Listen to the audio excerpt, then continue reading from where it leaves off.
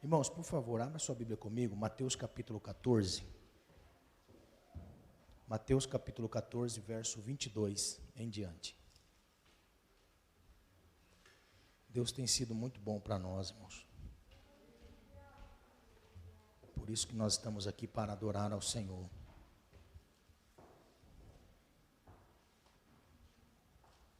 Glória a Deus.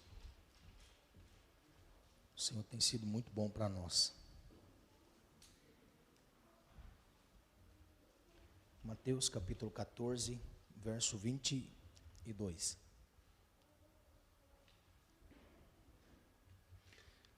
Diz assim: E logo ordenou Jesus que os seus discípulos entrassem no barco e fossem adiante para a outra banda, enquanto despedia a multidão.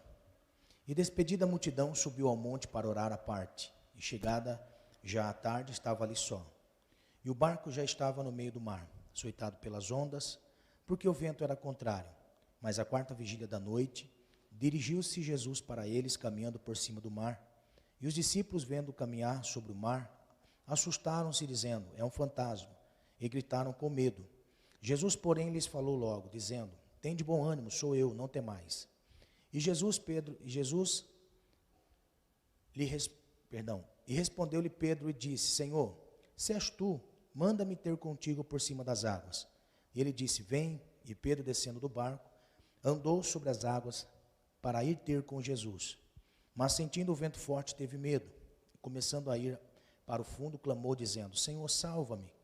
E logo Jesus, estendendo a mão, segurou-lhe e disse: Homem de pouca fé, por que duvidaste? E quando subiram para o barco, acalmou o vento. Então aproximou-se os que estavam no barco e adoraram, dizendo: És tu verdadeiramente o Filho de Deus. Amém? Glória a Deus. Eu quero nessa noite ministrar sobre vencendo a falência espiritual. Amém? Vencendo sobre a falência espiritual. Glória a Deus. Eu creio que Deus vai nos ensinar alguns princípios para nós nessa noite. Amém? Por favor, pode sentar, irmãos. Glória a Deus.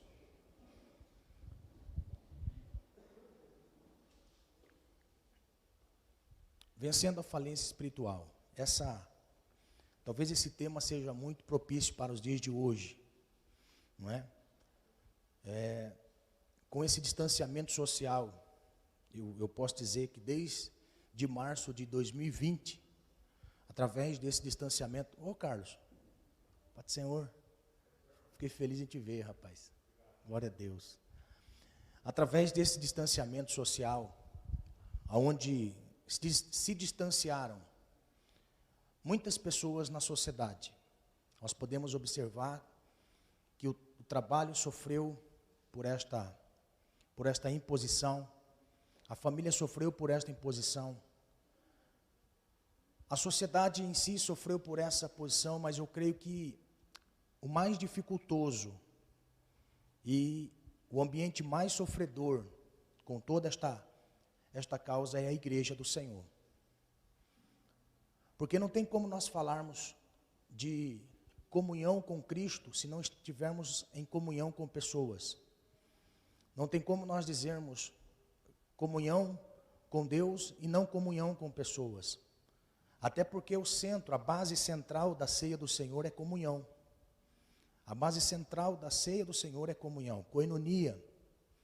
A Bíblia mostra para nós que a igreja primitiva, nesta koinonia, eles viviam koinonia no templo e koinonia nas casas. Então, este tempo de pandemia que nós estamos vendo e a imposição de algumas regras para a não proliferação deste mal, trouxe um distanciamento, não só um distanciamento físico, mas também um distanciamento espiritual. Para aquelas pessoas que estavam acostumados a estarem nas reuniões e aquela aglomeração que me traz saudade, não é? Como eu queria que a igreja hoje tivesse todo o corpo de Cristo, todos os irmãos participando da ceia do Senhor aqui, mas impossível estar debaixo de algumas leis. Então, quando nós falamos desta koinonia, ela traz para nós muitas coisas importantes. Comunhão, e nessa comunhão nos traz um aumento de espiritualidade. O afastamento, o distanciamento me traz a frieza, mas o achego, a proximidade me traz avivamento. Então, quando nós falamos sobre falência espiritual, nós temos visto muitas pessoas passando por este momento crítico. Assim como uma pessoa chega num hospital com uma enfermidade, e esta enfermidade passam-se os dias, as semanas, chega um momento em que o corpo desta pessoa, o físico desta pessoa, se não houver uma intervenção de Deus na vida desta pessoa, gradativamente, este corpo vai chegar a um estágio de falência de órgãos, devido à enfermidade, que pode se agravar por outras enfermidades que aquele corpo está sujeito no ambiente hospitalar. E chega ao ponto desta falência dos órgãos. Por mais difícil que seja de nós compreendermos isso, nós também somos espirituais.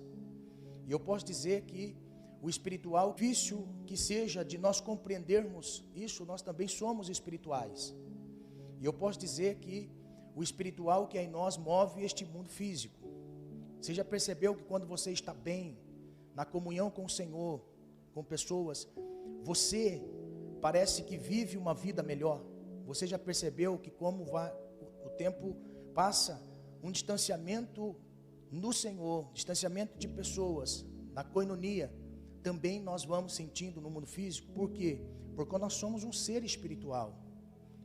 Um ser espiritual que agora está no mundo físico desorganizado, sem regras, sem parâmetros. E esta é a dificuldade de compreensão de muitas pessoas acerca deste parâmetro de vida espiritual no mundo físico. Nós somos um ser que se adapta às circunstâncias. Você pode ver, uma pessoa está bem, mas de repente ele passa a estar mal. De que maneira? Uma porta de trabalho se fecha. Algo acontece na família, algo acontece na sua vida secular, nos estudos, assim bem como em outras áreas da sua vida profissional. Você já percebeu que nesse momento você começa a ter novas experiências com o Senhor, porque a dificuldade me faz adaptar a minha vida de forma a regrá-la, mas não perdendo a comunhão com o Senhor. Você passa as dificuldades. Aí nós ouvimos sempre assim: irmão, ore por mim. Por quê? Porque eu estou passando por um momento difícil. Ele está se adaptando a viver naquele ambiente, se adaptando a viver naquele estilo, aonde ele pode ter perdido algumas coisas, mas não perdeu a fé. Mas você já percebeu que quando uma pessoa perde a fé, ele pode até estar bem no mundo, mas automaticamente ele também não está bem?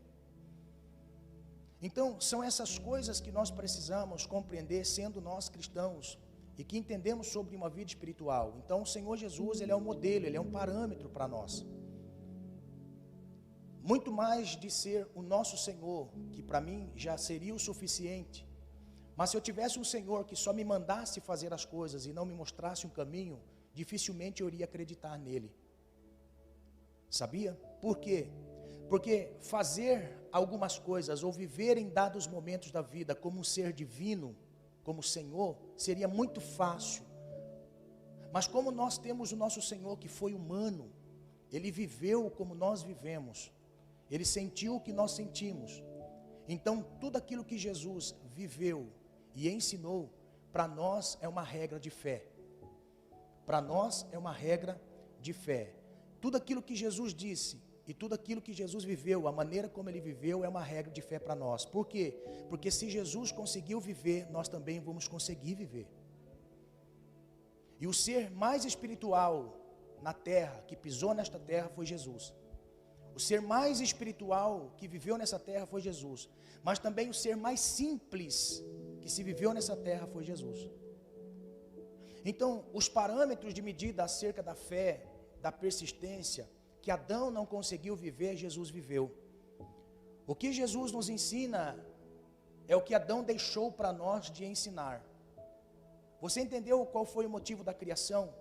É criar as coisas para que ela sujeite ao homem. Para que se sujeite ao homem. Você consegue imaginar, você consegue ver estas coisas acontecendo na vida de Jesus?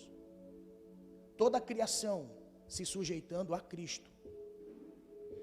Olha só, o Cristo homem, que viveu como homem e que nos ensinou a ser espirituais como homem, como pessoa. Então, eu sei que é difícil muitas vezes enfrentar certas coisas na vida, passar por certos momentos na vida. Eu posso dizer isso porque talvez para uns algo seja mais fácil de assimilar, enquanto para outros é mais difícil. Enquanto alguns têm facilidade numa área, outros já sentem dificuldade naquela área. E todos nós, como ser limitados, enfrentamos estas adversidades para nós seguirmos aquilo que Jesus nos ensinou. E este é o maior desafio de cada um de nós. Viver o que Jesus viveu. Fazer o que Jesus fez. Ser como Jesus é. E esta é a dificuldade do ser humano. É por isso que muitos no meio do caminho dizem: eu não consigo, abro mão, retrocedo. Não é para mim isso. Ser crente não é para mim.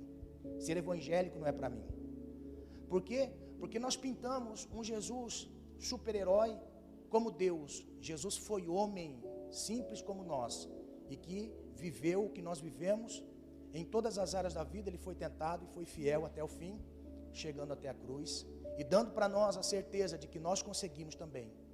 Só que à medida com que nós vamos caminhando com o Senhor, a partir do momento que somos chamados por Ele, o Senhor nos chama, e nesse chamado que o Senhor faz de seguir Ele, é seguir as pisadas de Jesus, assim como Jesus fez, fazemos nós também. Então esse é o esforço. Aí vem Jesus, chama 12 pessoas, intelectos diferentes, personalidade diferente, 12 pessoas diferentes umas das outras, mas 12 pessoas com um único propósito: ser preparados para também preparar outras pessoas. Os 12 preparados por Cristo era para que eles preparassem outras pessoas. Então Cristo, preparando os 12, mostra para nós em todo o cenário que eles viveram nesses 3 anos e meio. 3 anos e meio andando com Jesus. Talvez se Jesus tivesse uma igreja na época e colocasse uma placa naquela igreja, talvez seria a igreja mais falida da época, porque Jesus só ensinou 12. Jesus só ensinou 12 pessoas. Você consegue observar o ministério de Jesus? Apenas 3 anos e meio Jesus caminhou, ensinou 12 pessoas, fez 12 discípulos. Aí chega um, desvia na fé no final do chamado, no final do propósito. E a igreja de Cristo, com 12 pessoas, desviando um, começa com 11 pessoas. Aí nós conseguimos entender que destes 11, o Espírito de Deus que estava em Cristo e que capacitou eles a caminhar com o Senhor nesse período de 3 anos e meio, somente aprendendo coisas para edificar a sua fé na rocha, para fundamentar a sua fé. É por isso que em Atos, a Bíblia deixa registrado para nós que a igreja agora de Cristo, fundamentado estava em Cristo, mas na doutrina dos 12 apóstolos. Você conseguiu entender? Eles estavam fundamentados em Cristo, mas eles viviam na doutrina dos 12 apóstolos. Por quê? Porque nesses 3 anos e meio que eles andaram com Jesus, imperfeitos, intelectos diferentes, personalidade diferente, foram dotados de uma capacidade pela vivência diária com Cristo, mudando o entendimento acerca de muitas coisas, é que eles conseguiram, pela palavra deles, colocar Cristo dentro das pessoas. E a confirmação era tão forte, tão tamanha da veracidade da palavra, que o Espírito de Deus testificava em cada alma, por isso que havia temor. Aleluia. A palavra que eles ministravam, a palavra que eles ensinavam, eram tão preciosas, que a igreja se fundamentou na vida de Cristo, na pessoa de Cristo, mas na doutrina que os apóstolos estavam ensinando, porque caminharam com Jesus. Aí quando nós pegamos a vida dos apóstolos, eram pessoas comuns como nós, que precisa muitas vezes receber um tapa na orelha e falar assim: ei, desperta. Não é? Talvez eu possa imaginar que Jesus caminhando com eles, talvez Jesus dá um copinho na orelha de Pedro e fala assim: rapaz, toma jeito. Não é? Então, olhando por essa intimidade, eu não sei você, mas se eu caminhar com uma pessoa 1 ano e estiver vivenciando com ela, nós já podemos dizer que estamos tendo uma comunhão. Sabemos o que gosta, do que não gosta.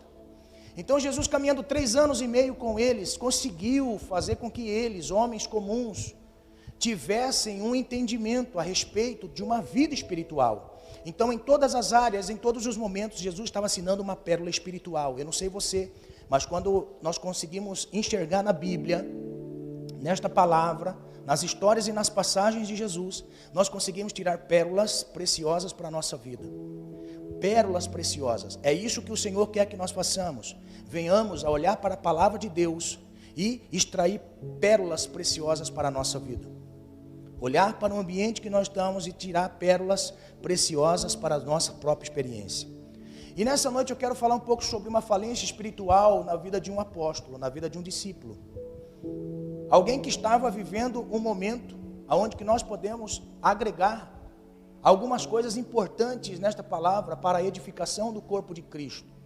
Nós podemos observar que na vida de Pedro, aonde Pedro, sendo alguém próximo de Jesus, que caminhou com Jesus, tinha uma personalidade forte, mas também tinha um coração muito grande.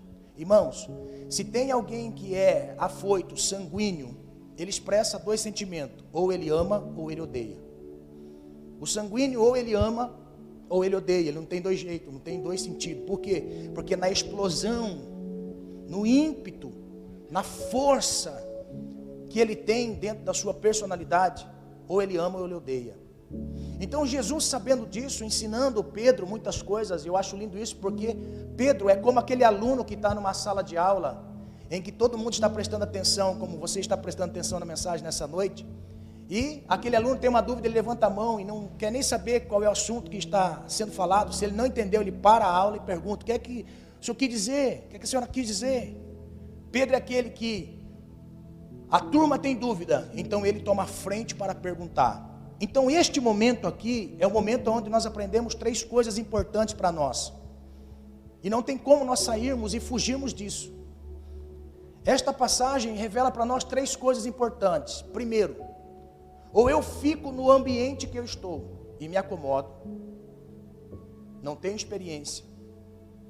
Eu fico no ambiente que eu estou, vejo outros ter experiência. Ou eu recuo na fé, retrocedo na fé, ou eu avanço para crescer. Ou eu avanço para crescer.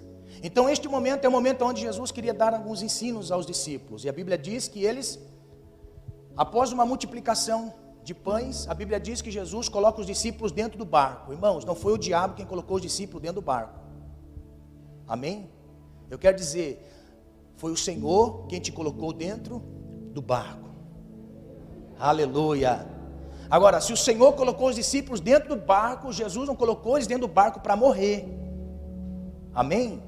Então, se Jesus não colocou os discípulos dentro do barco para morrer, Jesus estava querendo transmitir a eles uma nova experiência. Então a Bíblia diz para nós que eles entram no barco, meio contrariado, mas entram no barco, e a Bíblia diz que talvez eles estavam esperando Jesus entrar, mas Jesus fala assim: vocês vão na frente, que eu vou atrás. Mas Senhor, não tem barco. Nós estamos indo com o barco. Não tem problema, vai na frente que eu chego atrás. Então a Bíblia mostra para nós que Jesus subiu no monte a orar. E Jesus subiu no monte a orar, ele tem a visão de todo o mar da Galileia. Então imagine, Jesus está lá em cima orando e os discípulos estão remando. Chega no meio do lago, a Bíblia diz que uma torrente forte de água e de vento começa a açoitar o barco. Então eles começam a remar. Então das 6 horas do dia, das 6 horas da tarde, até a 4ª vigília da madrugada, seria a última vigília da madrugada. O judeu divide a madrugada em 4, então na última vigília, naquele momento crucial, quase raiando o dia, eles ainda estavam no mar, com o vento açoitando o barco. Olha só, o vento estava açoitando o barco, mas os discípulos estavam naquela madrugada, ainda continuavam remando, e não tinham desistido. E o nosso Senhor estava onde? Na oração.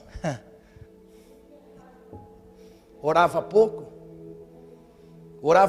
para viver uma vida no físico. Jesus orava pouco. Então a Bíblia mostra para nós que eles vendo Jesus de longe, no barquinho sendo açoitado, eles olham de longe e vêem um fantasma. E eles vendo um fantasma, porque não é fácil ver Jesus na tempestade, no tempo adverso, não é fácil encontrar Jesus no tempo adverso. Quando tudo está bom, é fácil ver Jesus, mas quando tudo está contrário, é difícil enxergar Jesus. Então eles tiveram medo.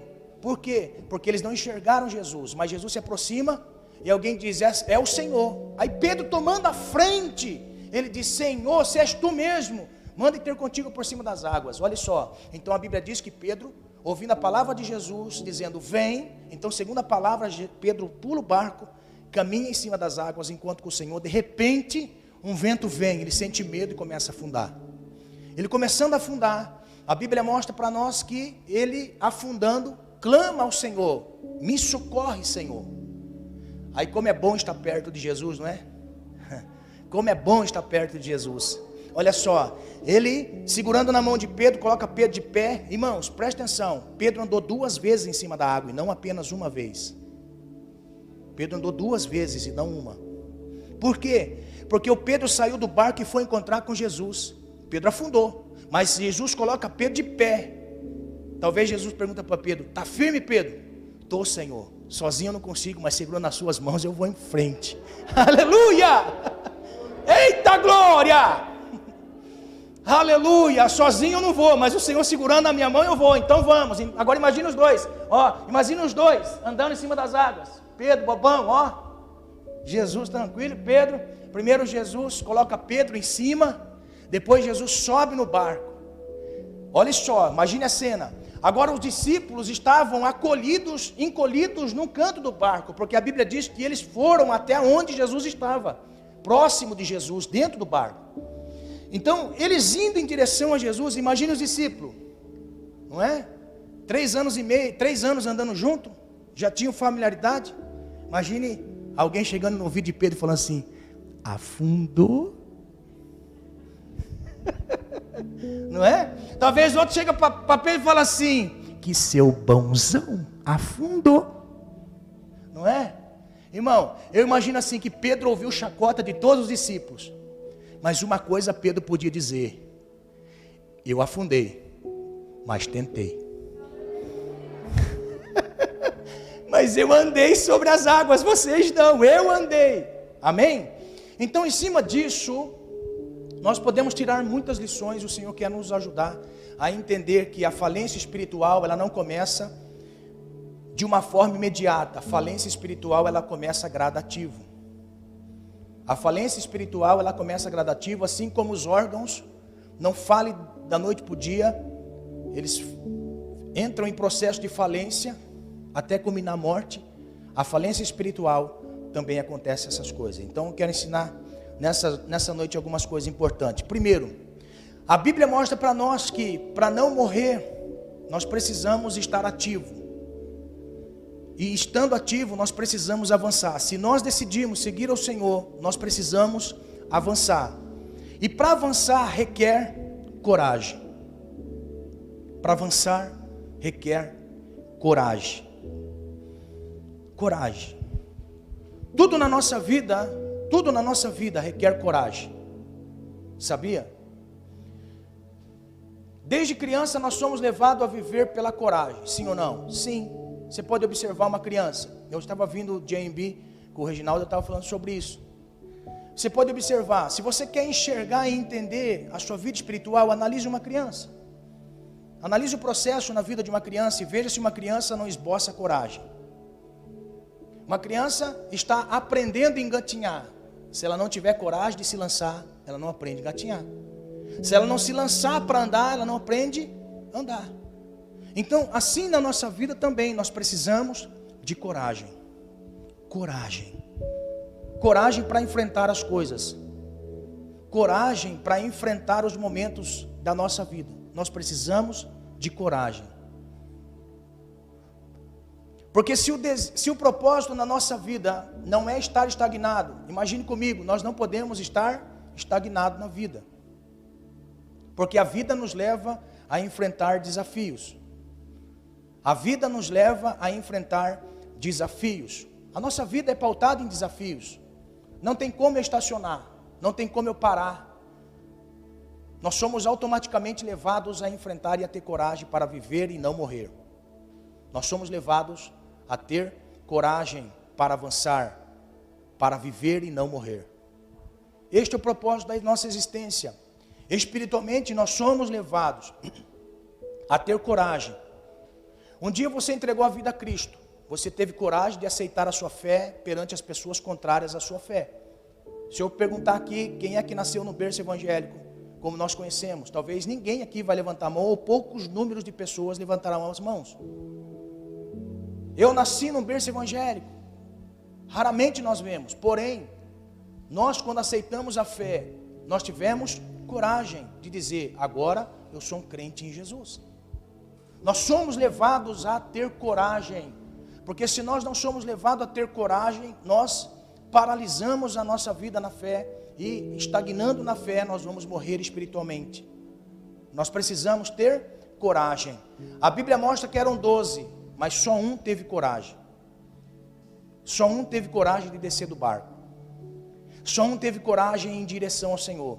Só um teve coragem em estar pautado pela palavra. Só um teve coragem de viver em cima da palavra. Amém? Só um teve coragem de caminhar em cima da palavra. Sabe o que Deus requer de nós nesses dias? Coragem para viver em cima da palavra. Coragem para enfrentar as coisas adversas à nossa fé. Coragem para nós caminharmos seguindo ao Senhor. Nós precisamos ter coragem. Coragem. Eu sei que tem pessoas que talvez tenha dificuldade, mas olha o que Pedro nos ensina. Pedro, ele enfrentou algo que nunca tinha feito antes. Pedro fez algo que nunca ele havia feito antes.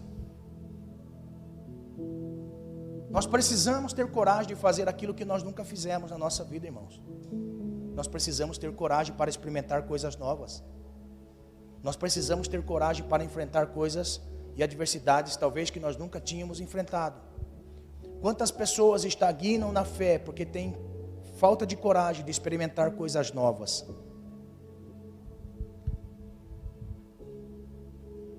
O Senhor quer nos levar a viver coisas, experiências novas. Experiências novas. Porque as novas experiências trazem em nós marcas grandiosíssimas e valiosíssimas para nós. Novas experiências nos traz marcas. Irmãos, nesse tempo que nós vivemos, nós precisamos ter as marcas daquilo que nós chamamos fé. Daquilo que nós chamamos fé. Por quê? Porque as nossas marcas, nós olhando para elas, elas não vão nos deixar morrer espiritualmente. As nossas marcas. Sabe aquele negócio? Ah, pastor, estão falando mal de mim, eu vou parar de ir na igreja. Ah, pastor, fulano não gosta de mim. Ah, pastor, muitas pessoas do meu serviço estão me perseguindo, estão querendo puxar o tapete. Meu irmão, em nome de Jesus, entenda. O crente não anda em cima de tapete. O crente anda com os pés na rocha. O crente anda com os pés na rocha. O nosso pé não pode estar no tapete. Se estiver no tapete, a pessoa do trabalho puxa o tapete. Se estiver lá fora, puxa o tapete. Mas se estiver em Cristo, não puxa o tapete. Amém? Ai, pastor, eu estou fazendo algo e o diabo está se levantando contra mim. Meu irmão, em nome de Jesus, entenda. O diabo se levanta contra a vida de todos aqueles que já entregaram a sua vida ao Senhor, independente se faz alguma coisa ou não. Por que é que se chama diabo? A palavra diabo significa enganador, acusador. Diabo traz para nós entendimento de inimigo. Antes nós éramos amigos do diabo. Olha só, andávamos nos bailes country com o diabo. Andávamos nas domingueiras com o diabo. Ó, e o diabo dava cachaça para você, e você lá bebia. E estava lá no mundão. O diabo era seu amigo, os demônios eram seu amigo. A partir do momento que você entrega a vida ao Senhor, automaticamente ele é opositor de Deus.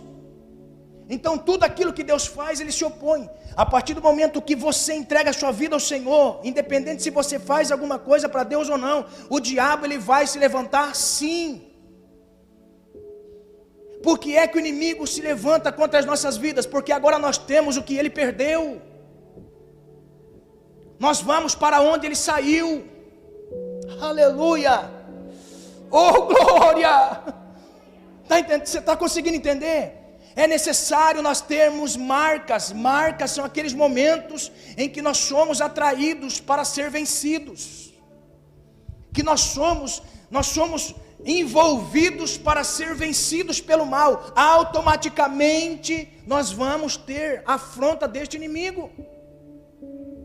Então nunca mais você diga: o diabo está se levantando. O diabo vai se levantar sim, porque ele é o nosso inimigo. Mas tem uma coisa: maior aquele que está conosco do que aquele que está no mundo. Maior é o Senhor que está conosco do que aquele que está no mundo. Então por que é que eu passo pelas adversidades, que eu passo pelas dificuldades sendo cristão? Primeiro, eu passo por adversidades para motivar a minha coragem. Os discípulos estavam afadigados e na quarta vigília da noite, ou seja, na madrugada, de manhãzinha quase, o sol raiando. Imagine, irmão, se eles tivessem a mentalidade de que o diabo tinha preparado a tempestade. Mas não, a Bíblia deixa bem claro para nós: o Senhor colocou os discípulos dentro do barco, mas não colocou para morrer, colocou para ter novas experiências. Aleluia, aleluia. O Senhor colocou os discípulos para terem novas experiências, porque eles precisariam ter experiências. Por quê? Porque as marcas que eles estavam adquirindo, seguindo Jesus, seriam tamanhas, de forma tal, que lá na frente sim, eles receberiam muitas coisas piores do que eles estavam vivendo com Cristo. Perseguição ferrenha, açoite. Mas se tem uma palavra que eu admiro em Pedro, em Atos capítulo 4, Pedro disse: nós não podemos parar de falar daquilo que temos visto e ouvido. Somente quem tem a marca do Senhor consegue viver neste tempo que nós estamos vivendo, de tanta confusão na mente, de tanta confusão, aparelhamento, irmãos, de ideologia. Nós precisamos ter coragem de viver uma fé no Senhor. Precisamos. Amém? Então, para que não haja falência espiritual, nós precisamos ter coragem. Nós precisamos avançar. E para avançar nós temos que ter coragem. Você tem que ter coragem de assimilar a sua fé, de entender a sua fé, defender a sua fé, continuar na fé. Por quê? Porque as suas marcas, as suas experiências vai trazendo um peso maravilhoso para você no dia a dia que você estiver caminhando. Aleluia. Era necessário ter coragem para não morrer, mas para ter novas experiências. Nós precisamos avançar. Para não morrer, nós precisamos avançar. Mas avançar tendo um foco. Foco. Um único foco. Quando eles miram Jesus, eles dizem: não é Jesus. Jesus se aproxima. Aí Pedro diz: é o Senhor. Então, se é o Senhor, manda-me ter contigo por cima das águas. Aquilo ali era um foco. A única coisa que Pedro queria naquele momento era estar próximo de Jesus, fazendo o que Jesus estava fazendo.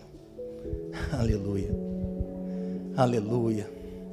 Fazer o que Jesus estava fazendo. Jesus, como homem, estava andando sobre as águas. O que Pedro disse?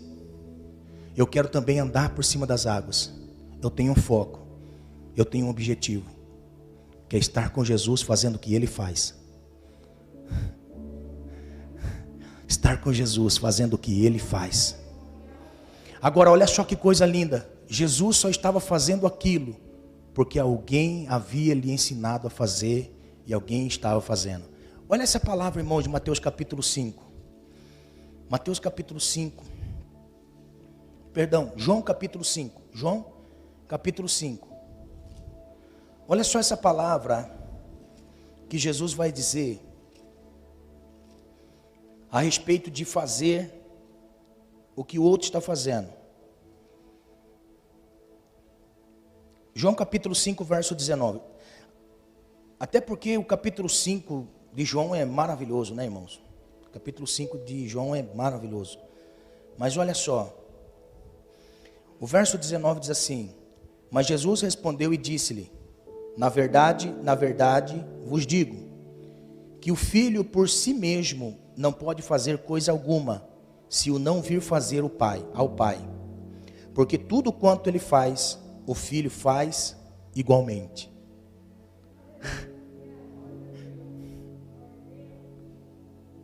Aleluia. Olha o que Jesus está dizendo, irmãos. E nesse trecho Jesus ele usa uma palavra para chamar atenção. Ele diz assim: na verdade. O que significa na verdade? É que ele estava dando ênfase àquilo que ele iria dizer. Ele queria enfatizar alguma coisa. Agora olha só, Jesus tinha um foco. Jesus tinha um único foco: fazer o que o Pai fazia. Fazer o que o Pai fazia. Olha só, a natureza de Cristo humana, dizendo ao humano: eu estou fazendo o que o Pai faz. Porque o filho não pode fazer nada se primeiro não viu o Pai fazer. Irmãos, essa palavra é muito forte quando nós começamos a meditar na palavra e ver que o Pai faz muitas coisas. O Pai faz muitas coisas. Quando nós vemos toda a criação, quem fez? O Pai. Tudo o Pai fez. Aqui Jesus estava se assemelhando aos atributos do Pai, porque Jesus tinha um único foco: fazer o que o Pai fazia. Naquele momento que Pedro estava saindo do barco, ele estava só indo em direção a Jesus, porque viu Jesus fazer. Amém?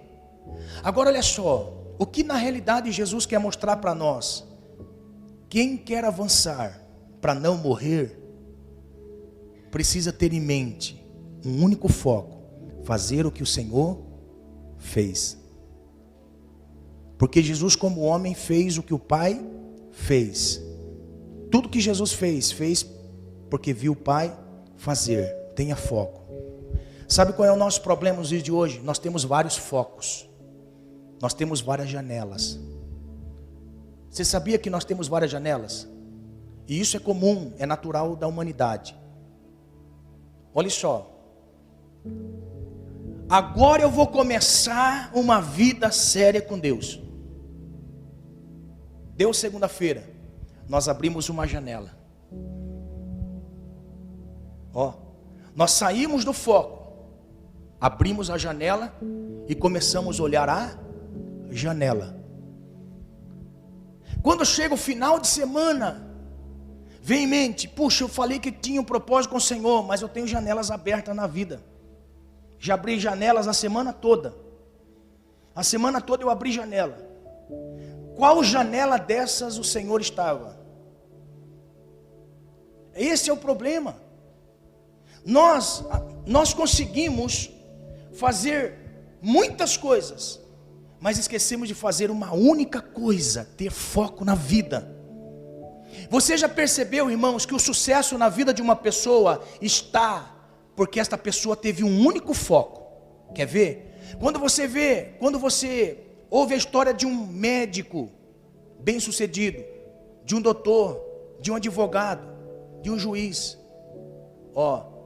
quando você vê um pedreiro, construtor bem-sucedido, quando você vê um eletricista, um mecânico, quando você vê alguém bem-sucedido na vida, partindo para as mulheres, quando você vê uma mulher bem-sucedida naquilo que faz, porque a única coisa que esta pessoa queria na vida e enxergava na vida é aquilo do qual lhe fez ter sucesso.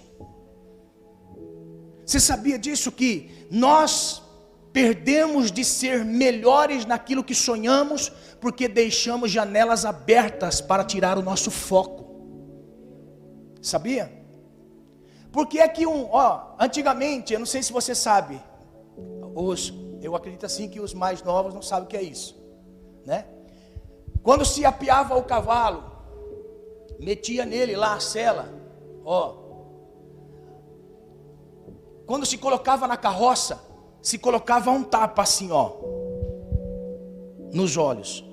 Então, este animal que estava indo para a cidade, geralmente fazia isso quando ia para a cidade. Então, quando ia para a cidade, colocava o tapa, para que o animal se olhasse para frente, e não se desesperasse com o trânsito, com o ambiente de muitas pessoas. Por quê? Porque era perigoso. Então se colocava um tapa só para olhar para frente, para não perder o foco. Sabe que muitas vezes nós precisamos na vida ter foco. Você quer ser bem sucedido naquilo que você faz, irmãos? Porque eu sei que nem todos serão pregadores do evangelho, nem todos serão evangelistas, nem todos serão pastores. Mas estou falando com pessoas que serão doutores, pessoas que serão empresários, pessoas que serão talvez pessoas simples como eu, apenas trabalhador de uma empresa. Mas olha só o que eu quero dizer para você ser bem sucedido e não morrer na praia da frustração, tenha um único foco na vida. Um único foco na vida, tenha um único foco.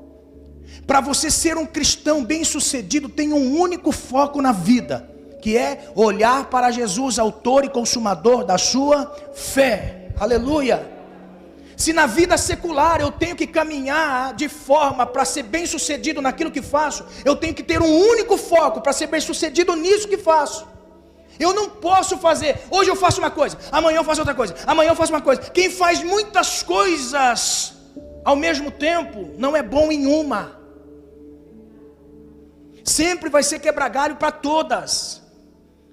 Você já percebeu que quando você se especializa em uma... Irmão, seja inteligente, olha só o que eu vou dizer. Isso Deus está mostrando para mim, falando comigo todo dia. Meu filho, eu quero que você se especialize em uma única coisa. Porque senão você não faz as coisas bem feitas. Faz uma única coisa. Uma única coisa nós precisamos fazer. Olha só, se nós fazemos muitas coisas, nós deixamos de ser especialistas em uma.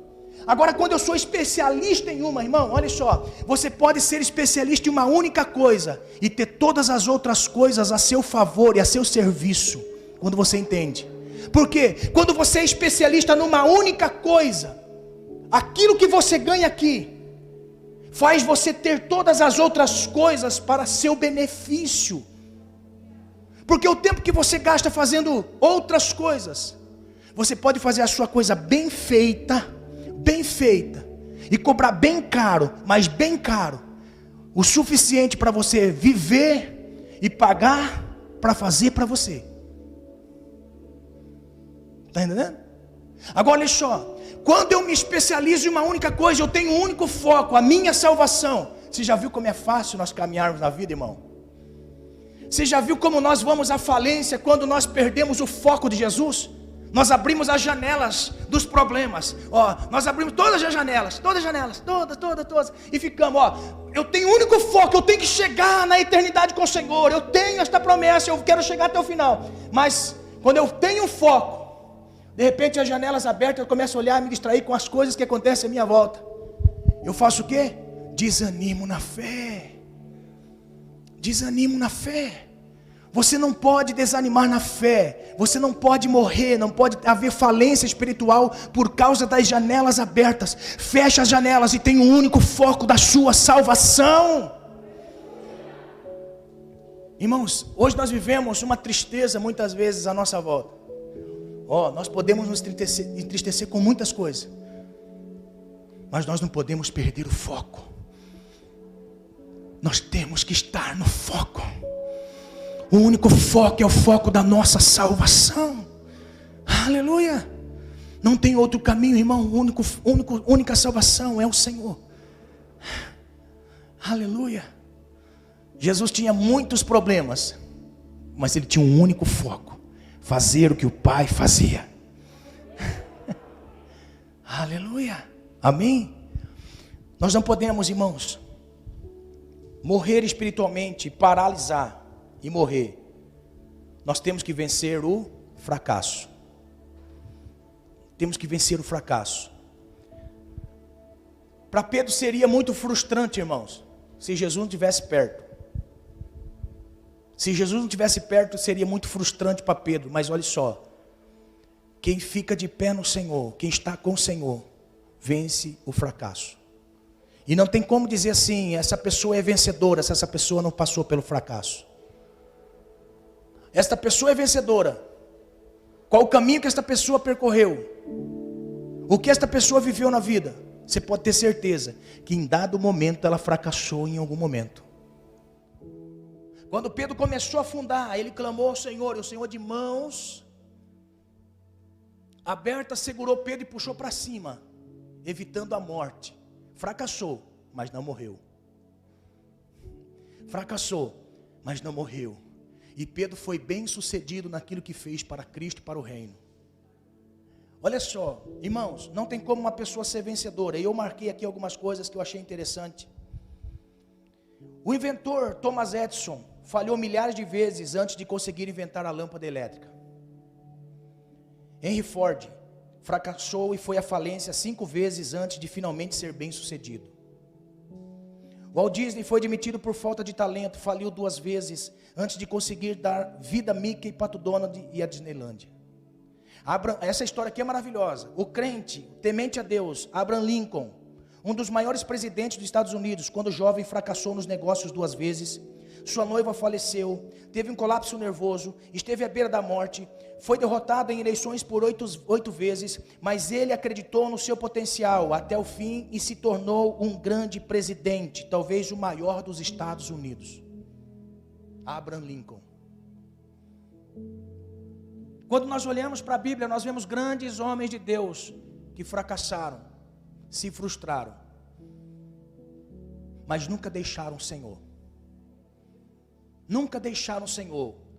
O segredo para nós não falirmos espiritualmente, nem socialmente, é nós termos o Senhor. Termos o Senhor.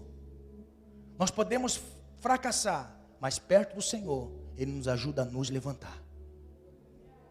Ajuda-nos a se levantar. Talvez você está aqui fracassado, fracassada. Talvez você veio participar da ceia, só Deus sabe. Talvez você que está na internet, que vai participar conosco da ceia, só Deus sabe como você está. Mas eu tenho uma palavra de Deus para você. Deus ainda continua ajudando os fracassados a se levantar. Deus ainda continua levantando os fracassados a se levantar. E pegar os seus fracassos e dá-los como experiências na fé. Aleluia. Experiências na fé, experiências na caminhada, experiências na vida social. Pegue as suas frustrações que te levaram para baixo como experiência para melhorar naquilo que foi falto. Se você falhou na presença de Deus como filho de Deus, coloque o Senhor na sua vida. Viva o Senhor. Esteja perto do Senhor. Quando você gritar, Ele vai te pegar pelas mãos e vai te colocar de pé. E vai fazer você andar novamente. Deus quer te ajudar a fazer andar novamente. Assim como a história de Pedro não acabou, Pedro morrendo afogado, mas continuou, porque o Senhor ajudou Pedro a se levantar. Se levantar. Talvez nesse mês você viu que estava fracassando, afundando. E você chegou aqui dizendo: ajuda-me, Senhor. Ajuda-me, Senhor. O Senhor está te tomando pela mão, te ajudando a te colocar de pé. Aleluia. Glória a Deus. Aprenda que as suas marcas vai fazer você ter experiências com o Senhor.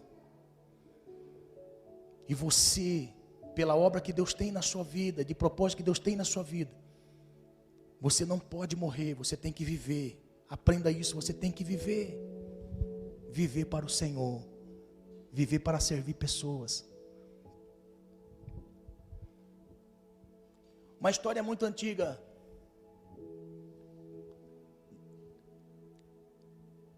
Uma história muito antiga. Bispo São Francisco de Sales deixou escrito no livro esse trechinho de biografia. Ele estava cuidando de uma pequena igreja no vilarejo. E por muitas vezes ele via uma jovem trabalhadora da comunidade. Ele via essa jovem todo dia carregando um cântaro de água tirado do poço. Um dia ele chegou perto da moça, conversando com a moça. E conversa vai, conversa vem com a moça. Ele reparou que a moça pegou o balde de água do poço, encheu o cântaro, pegou um pedaço de madeira, colocou na boca do cântaro, de modo que ficou a ponta para cima e o resto dentro da água. E conversando com ele, ela pegou o cântaro com muita força, colocou em cima da sua cabeça, e conversando com o bispo saiu, e os dois foram conversando, e aquele homem ficou curioso para entender o porquê que aquela moça fez aquilo. No meio do caminho ele pergunta para a moça: moça, por que é que você colocou esta madeira na boca do cântaro de água? Ela disse assim: por quê? Porque com a violência que eu levantasse o cântaro, eu poderia derrubar muita água, mas aquela madeira na boca do cântaro estava com a ponta para cima e a ponta para baixo, de modo que a água não se movesse, evitasse o movimento para que ela não caísse. Aquele homem tirou uma grande experiência um dia conversando com uma pessoa, dizendo a respeito das suas fraquezas, dos seus medos, das suas dificuldades e manter um relacionamento com o Senhor. Ele olhou para aquele homem e disse assim: você tem que colocar a cruz de Cristo nesse cântaro, porque somente a cruz de Cristo vai te dar sustentabilidade, força, proteção. Você não vai perder a essência dele se a cruz estiver em você. E nessa noite eu quero fazer esta mesma analogia a você. Você só vai vencer se a cruz de Cristo estiver em você. Se você estiver carregando a cruz, seguindo Jesus, somente assim a água do Espírito não vai sair de você, não vai derramar de você, mas vai ficar em você, mesmo chacoalhando pelas lutas e adversidades da vida. Muitas vezes as coisas querem te fazer parar, as janelas abertas querem te fazer perder o foco, mas você, com a cruz de Cristo, você vai estar entendendo que o que Ele fez por nós é muito maior do que as coisas que tentam nos matar. Aleluia! Se coloque de pé em nome de Jesus. Você que está em Cristo, você que está em Cristo, somente em Cristo conseguimos. Somente em Cristo conseguimos. Se Pedro não estivesse perto de Jesus, Pedro teria morrido. Mas Pedro estava perto de Jesus. Pedro estava perto de Jesus. E eu quero dizer nessa noite em nome de Jesus, eu não sei em que tempestade você está, eu não sei qual é o nível da tempestade que você está vivendo, mas eu sei de uma coisa: o Cristo, aquele mesmo que levantou a Pedro no meio do mar, violento e furioso, é aquele que está caminhando com você. Clame a Ele, grite para Ele, peça socorro para Ele, Ele vai te ajudar. Aleluia! Eu quero orar com você antes de nós participarmos da ceia. Eu quero estar fazendo uma oração. Se você tem visto que o mar está violento, bravio, se você tem aberto muitas janelas à sua volta e seu foco não está direcionado no seu propósito de vida, que é Cristo, se você abriu muitas janelas profissionalmente, se você abriu muitas janelas espiritualmente, se você conseguiu abrir muitas janelas, e você abriu muitas janelas, e nessas janelas talvez tem coisas que você vendo entristeça a sua fé, Eu quero dizer para você, feche as janelas nessa noite e seja edificado pelo Senhor. Seja edificado pelo Senhor, em nome de Jesus. Senhor, a Tua palavra nesta noite veio nos ensinar, Senhor, que para avançar, para não morrer, nós precisamos ter coragem, nós precisamos ter foco, nós não podemos ter medo, Senhor, nós temos que ter fé. Senhor, em nome de Jesus, aqui estamos nesta noite, porque o Senhor, ó Deus, tem visto a cada um de nós. Em nome de Jesus nós te pedimos, aumente a fé na vida de cada um de teus filhos, aumente a fé em nome do Senhor Jesus, em nome de Jesus, Senhor, para a glória do teu nome, em nome de Jesus, em nome de Jesus. O Senhor quer